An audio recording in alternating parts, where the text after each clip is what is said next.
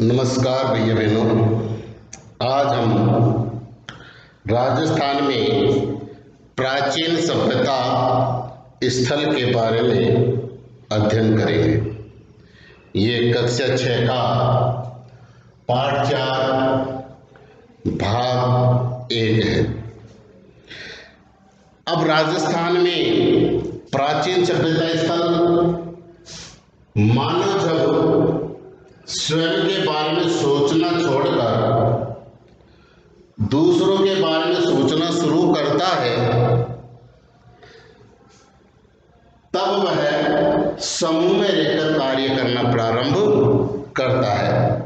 यानी कि जब मनुष्य अपने स्वार्थ की बातों को छोड़कर दूसरों के हितों के बारे में सोचना शुरू करता है, तब वह समूह में रहकर कार्य प्रारंभ करता और इसी से सभ्यता की शुरुआत होती है। इसी से किसकी शुरुआत होती है? सभ्यता की शुरुआत होती है।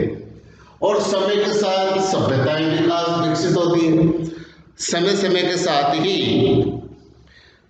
हमारी सभ्यताओं का भी विकास होता है, किंतु समय परिवर्तन के साथ कुछ सभ्यताएं नष्ट भी हो जाती है। यानी कि समय सभ्यताओं का विकास भी होता है समय के साथ, और समय के साथ कुछ सभ्यताओं का भी नष्ट हो जाती है, कुछ नया आकार बना लेती है। राजस्थान में भी ऐसी कुछ सभ्यता और संस्कृतियों के स्थान मरुस्थल और अरावली में नदियों के किनारे मिट्टी में दबे पड़े हैं। जो राजस्थान में कई सभ्यताएं ऐसी जो मिट्टी अरावली मरुस्थल जंगलों में, इनमें पहाड़ों मरुस्थल स्थल और अरावली की नदियों के किनारे मिट्टी में दबे पड़े हैं।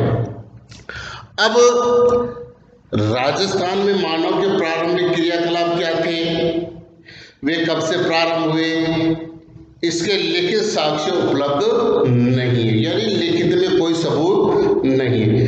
जिस काल का लिखित इतिहास उपलब्ध नहीं होता, उसके बारे में उत्खनन से प्राप्त सामग्री के आधार पर ही जाना जा सकता। उत्खनन यानी खुदाई से प्राप्त सामग्री के आधार पर ही ये जाना जा सकता है। उत्खनन से प्राप्त हुए प्राचीन साक्ष्यों के आवास स्थल लकड़ी, अनाज, हड्डी और पत्थरों के अस्त्र शस्त्र और उपकरण प्रमुख है। अब उत्खननों से प्राचीन साक्ष्यों के आवास में क्या अपन को लकड़ी के, अनाज, हड्डी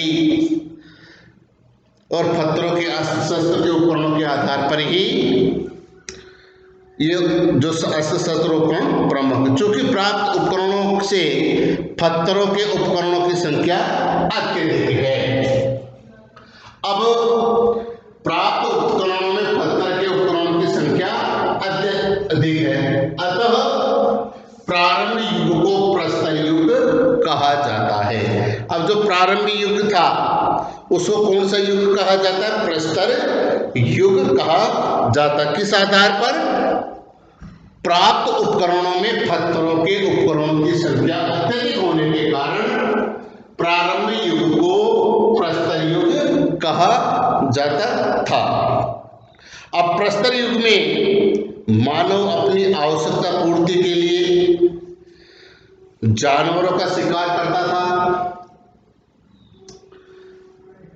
मानव आवश्यकता पूर्ति के लिए जानवरों का शिकार करता था अथवा जंगलों से कंदमूल एकत्र कर अपना पेट भरता था। जो पत्थर के हथियार थे उनसे ही अपना जीवन यापन करता था, उनसे ही वो शिकार करता था, उनसे ही वो जड़ियाँ खोद करके अपने भोजन के लिए कंदमूल खोद करके काम लेता था और अपना पेट भरता था।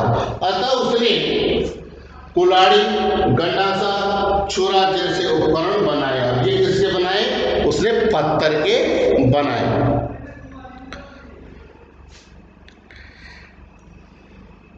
अब राजस्थान में प्रस्तर युग के ये उपकरण मुख्यतः बनास, गंभीरी, बेड़च और चंबल नदियों की घाटियों और शैलाश्रयों में बहुतायत में मिलते हैं।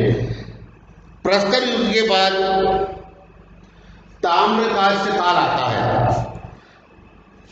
उसके बाद में कौन सा काल आता है? ताम्र कांस्य काल। और उसके पश्चात लोह युग के अवशेष प्राप्त होते हैं। इनको मानव शिकार से पशुपालन और कृषि कार्य की ओर अग्रसित हुआ। अब मानव ने शिकार से पशुपालन कृषि कार्य के लिए अग्रसर हुआ। जब वो अपने भोजन के लिए पशुओं का शिकार करता था, उनको एकत्र एक स्थान पर इकट्ठा कर लेता था और उनसे खेती भी करता था और अपने भोजन के लिए भी काम में लेता था। पत्थर के स्थान पर उसने धातु के उपकरण बनाने प्रारंभ कर दिए। अब धीरे धीरे सभ्यताओं का विकास हुआ तो उसने क्या किया? पत्थर के औजारों के स्थान पर धातु के उपकरण बनाने प्रारंभ कर दिए। धातुओं में भी सर्वप्रथम तांबे का उपयोग प्रारंभ किया। राजस्थान में ताम्र सभ्यता के अवशेष कालीबंगा, गणेश्वर और आहड़ आदि क्षेत्रों से प्राप्त हुए हैं। ये कहाँ से प्राप्त हुए अपन को? कालीबंगा, गणेश्वर और आहड़ आदि क्षेत्रों से प्राप्त हुए हैं।